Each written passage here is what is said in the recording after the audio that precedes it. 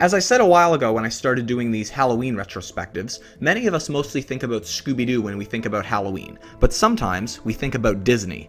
Disney has had its fair share of spooky features and short films over the years, from Hocus Pocus to Halloween Town, and even some of their earlier short films, such as The Skeleton Dance and The Mad Doctor. In this Halloween retrospective, I'm looking back on a classic Walt Disney short film with a Halloween theme to it.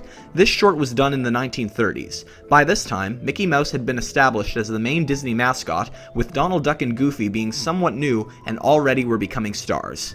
In a lot of cartoons from this time, the three were often teamed together, whether it was cleaning clocks, building boats, hunting moose, or hunting ghosts, which is our subject for today as I look back on Disney's Lonesome Ghosts.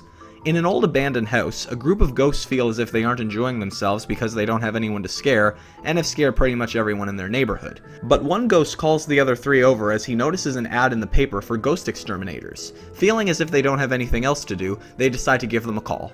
Meanwhile, at the offices of ghost exterminators Mickey Mouse, Donald Duck, and Goofy, the group find themselves bored as well until they get a telephone call. When they answer it, we see that on the other line, one of the ghosts disguises his voice as a female caller, telling the group that our house is full of ghosts as all of the ghosts yell into the receiver. Mickey is very happy that now the group has a job. Look at the phone that they're using. That's how you can tell that this is an old cartoon. The ghosts await the gang to arrive, and when they make their way to the house, the ghosts disappear. Mickey knocks on the door, but no one answers. When he tries a second time, the door collapses and the gang quietly make their way into the house. The first trick that the ghosts have up their sleeve is pulling the door out from underneath them, causing all of their tools to go flying. The gang hears the ghosts laugh and decide to separate to try to capture them.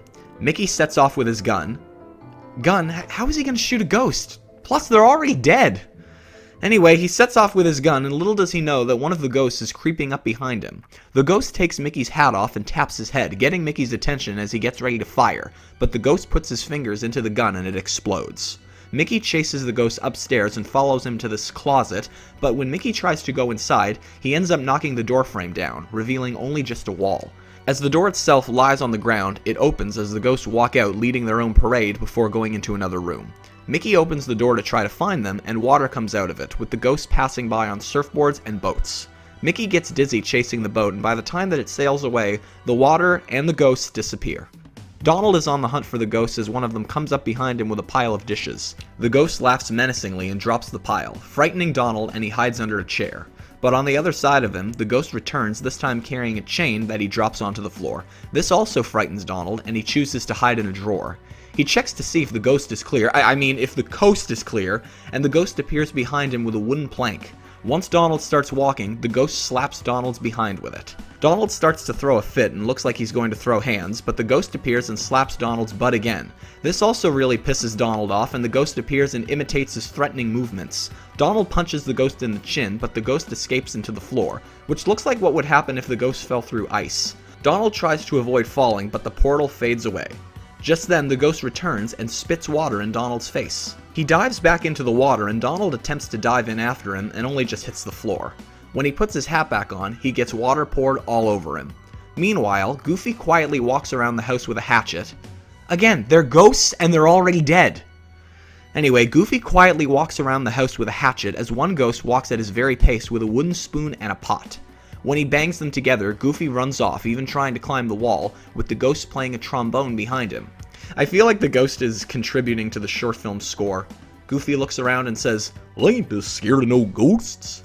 Does that sound familiar? But as he scoffs at the ghosts, one comes up behind him and does a little tap dance, which he ends by kicking Goofy's rump. Goofy follows the ghost into a dresser drawer, but when he looks inside, there's nothing there, and the ghost appears in another drawer and rings a bell. Goofy looks around for the ghost and ends up finding him in the mirror, which he at first believes to be his own reflection. The ghost imitates every one of Goofy's movements, but when Goofy starts to realize that the image in the mirror is actually not his reflection, he says to himself, "Something wrong here."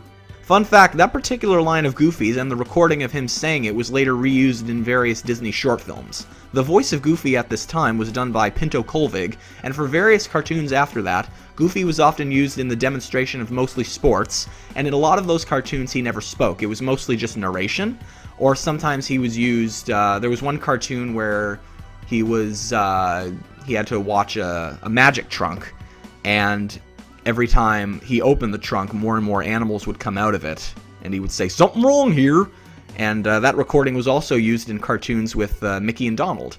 Anyway, upon realizing that there's something wrong here, the ghost continues to imitate Goofy's movements in the mirror, even with the two sticking their tongues out at each other, but the ghost does it right back at Goofy after. This is a reference to a similar gag used in the Marx Brothers movie Duck Soup. Goofy looks behind the dresser and the ghost comes out of the mirror and rings his bell from before. It kinda looks like the bell tickles Goofy. But when Goofy looks around, he sees the ghost in the mirror again. So he moves around, and again, the ghost mimics him, even stepping out of the mirror reflection when Goofy does the same.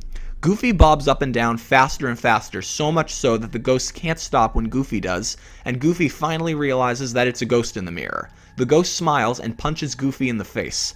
The ghost disappears as Goofy hunts through the dresser to find him, but gets exhausted of looking around and becomes stuck. Goofy can see his own behind poking out of it, and at first believes that it's the ghost's, so he pushes a pin into his own butt, and believes that he caught them. He moves around the dresser trying to break free, but the ghosts push it down the stairs.